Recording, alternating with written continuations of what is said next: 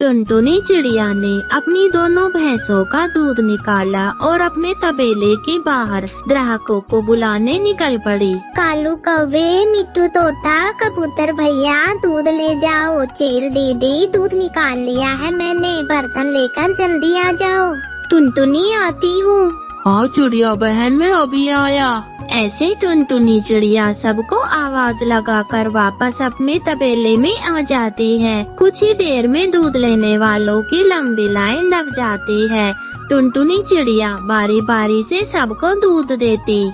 लो बूढ़ी चिर चाची, पहले आप दूध ले ले। हाँ हाँ बेटी, पहले मुझे दे, चाय बनानी है, सिर में दर्द है, जल्दी दे देना बेटा। ऐसे टुनटुनी चिड़िया सबको दूध देती और लास्ट में कालू कौवा और सुंदरी कौवी बच जाते हैं। उन दोनों को देखकर टुनटुनी चिड़िया कहती है, क्या बात है कौवो जी, आज दोनों साथ आए हो। टुनटुनी बहन, मुझे 2 किलो दूध देना है, खीर बनानी है। और मुझे 3 किलो चाहिए, गाजर का हलवा बनाऊंगा। टुनटुनी ने दोनों को दूध दिया और वो दोनों अपने घर चले गए। लेकिन टुनटुनी को उन पे कुछ शक हुआ। लगता है इन दोनों में फिर से खाने पीने की किसी चीज को लेकर लड़ाई हुई है। खैर मुझे क्या, यह तो इन दोनों का रोज का काम है। अरे ये क्या, इतने सारे पैसे, ये तो किसी की मेहनत की कमाई होगी। मैं कल सब ग्राहकों से पूछूंगी कि किसके पैसे गिरे हैं। अब मैं बाकी बचे हुए दूध को अपने घर के अंदर रखाती हूँ। घर के अंदर टुनटुनी का बेटा गोलू था। फिर टुनटुनी अपने बेटे गोलू को पैसों वाली बात बताती। मम्मा, अब आप इतने सारे पैसों का क्या करेंगी? गोलू बेटा, यह पैसे किसी की मेहनत की कमाई होगी। मैं इन्हें अपने पास नहीं रखूंगी। कल जब सारे ग्राहक आएंगे तो मैं उनसे पूछ लूंगी कि यह पैसे किसके गिरे हैं। और फिर रात गुजर जाती है और सुबह होते ही टुनटुनी चिड़िया एक एक ग्राहक से पूछने लगी, मिट्ठू भैया, तुम्हारे पैसे तो नहीं गिरे? नहीं बहन, मेरी तो जेब में सिर्फ 5 रुपये ही थे। कबूतर भैया, आपके पैसे गिरे हैं क्या? अरे नहीं टुनटुनी, मेरे पास तो वैसे ही पैसे नहीं होते। फिर धीरे धीरे यह बात कालू कौवे के कानों तक पहुंच जाती है। तभी पीछे से कालू कौवा दौड़ते हुए आया। हाँ टुनटुनी, मेरे पैसे गिर गए थे, जल्दी दो मुझे मेरे पैसे। मैं अपने रुपए को लेकर कल से कितना परेशान था। टुनटुनी बहन, मैं तो कल पूरी रात पैसों के चक्कर में सो भी नहीं पाया। अच्छा तो फिर बताओ कालू, कल तुम्हारे कितने रुपए खोए थे? टुनटुनी की ऐसी बात सुनकर तो कालू कौवा चुप हो जाता है और फिर थोड़ी देर चुप रहकर वह अनजाने में ही तुक्का मारता है। मगर उसका तुक्का तो बिल्कुल फिट हो गया था। मेरे पूरे 20,000 खोए थे टुनटुनी चिड़िया। 20,000? कालू, इतने पैसे किस लिए लाए थे तुम? वो घर के काम के लिए थे। वो क्या है ना, गर्मी बहुत बढ़ गई है, इसलिए सुंदरी ने मुझे कूलर लाने के लिए कहा था, इसलिए मैंने कूलर के पैसे साथ में ही ले लिए। टुनटुनी चुप रही, लेकिन फिर भी उसने ईमानदारी से कौवे को पैसे दे दिए। कालू भैया, यह पैसे सच में आपके ही हैं, आप चाहे तो इन्हें गिन सकते हैं। नहीं टुनटुनी, मुझे आप पर पूरा विश्वास है। आप गड़बड़ थोड़ी ना करोगी, आप तो बहुत ईमानदार पक्षी हो। हमारी टुनटुनी तो बहुत ईमानदार है। हाँ बेटा, तेरे दूध में कभी पानी नहीं मिला हमें। फिर ऐसे सब पक्षी दूध लेकर अपने अपने घर लौट आते हैं। इधर कालू कौवा तो खुशी से नाच रहा था। ओए होए, क्या बात है कालू जी, आज इतना क्यों उछल रहे हो? अब क्या आज टुनटुनी ने कुछ ज्यादा ही दूध दे दिया? अरे नहीं सुंदरी, ये देखो पैसों की 2 बंडिया। गोरी देखो पूरे 20,000 मिल गए, मजा आ गया। कालू, मेरे पति, मेरे सुंदर पति, प्लीज मुझे भी आधे पैसे दे दो। बहुत दिनों से पार्लर नहीं गई और बनारसी साड़ी भी तो लानी है मुझे।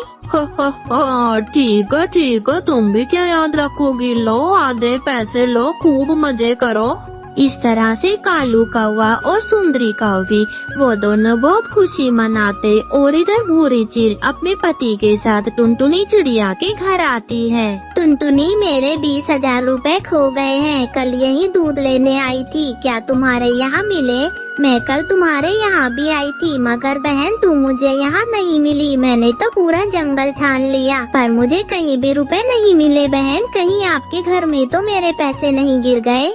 हाँ, पैसे तो मुझे मिले थे, लेकिन कालू ने कहा कि वो उसके हैं और कालू उन पैसों को लेकर अपने घर भी चला गया। टुनटुनी बहन, आप मुझे उन लोगों के घर ले चले, बाकी सब तो मैं जानता हूँ कि मुझे वहाँ से कैसे अपने पैसे लेने हैं। फिर टुनटुनी चिड़िया भूरी चील और उसके पति को कालू और सुंदरी के घर लेकर चली जाती है, लेकिन घर पर तो ताला लगा हुआ था।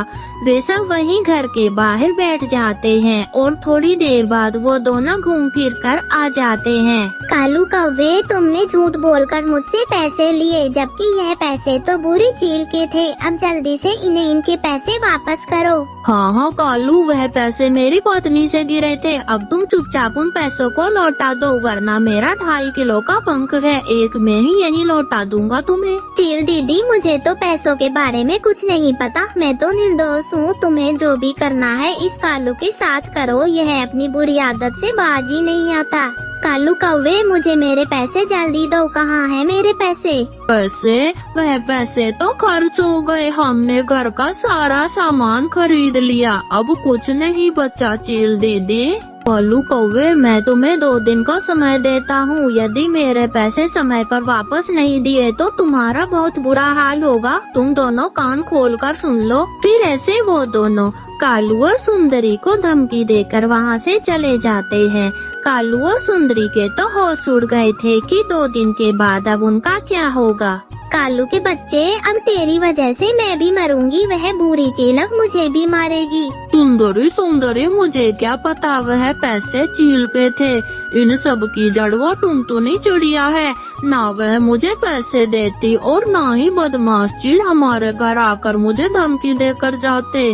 कालू, कुछ भी करो और पैसों का बंदोबस्त करो, वरना 2 दिन बाद यह चील हमारी हड्डी पसली तोड़ देगा। फिर ऐसे कालू और गोरी 20,000 रुपए का इंतजाम करने में लग जाते हैं और फिर शाम हो जाती है, लेकिन उन्हें 1 रुपए तक नहीं मिलता और वो थक हार कर चिड़िया के तबेले के पास बैठ जाते हैं। तभी एकदम से सुंदरी कौवे चिल्लाती है, टुनटुनी ही इस सब की जड़ है, अब भरपाई भी वो करेगी। आज रात उसकी भैंस चुरा लेते हैं और उसकी भैंस को ले जाकर दूसरे जंगल में बेच देते हैं। सुंदरी, यह तो बहुत अच्छा आइडिया है। अब बस जल्दी से रात हो जाए, भैंस की चोरी तो मैं अपने आप कर लूँगा। फिर वो दोनों रात होने का इंतजार करते हैं। रात के अंधेरे में कालू कौवा धीरे धीरे तबेले में घुसा। उसने भैंस को बाहर निकाला और सुंदरी के साथ उसे अपनी माँ के घर लेकिन लौटते समय उन दोनों को कबूतर ने देख लिया। फिर सुबह उठते ही टुनटुनी चिड़िया को अपनी भैंस नहीं मिलती और वह शोर मचाने लग जाती है। मेरी भैंस, मेरी भैंस, मेरी भैंस कहाँ गई? पूरे 50,000 की थी मेरी भैंस, कोई दुष्ट मेरी भैंस को चुरा कर ले गया। टुनटुनी, मुझे लगता है कालू और गोरी ने ही तुम्हारी भैंस चुराई है। कल रात को वो दोनों कहीं से आ रहे थे, मैंने उन दोनों को आते हुए देखा था। फिर टुनटुनी चिड़िया तेज उड़ती हुई कौवों के घर जाती। क्या हुआ टुनटुनी, हम दूध के रुपए दे देंगे। कालू अभी ATM गया हुआ है, वह अभी पैसे लेकर आता ही होगा।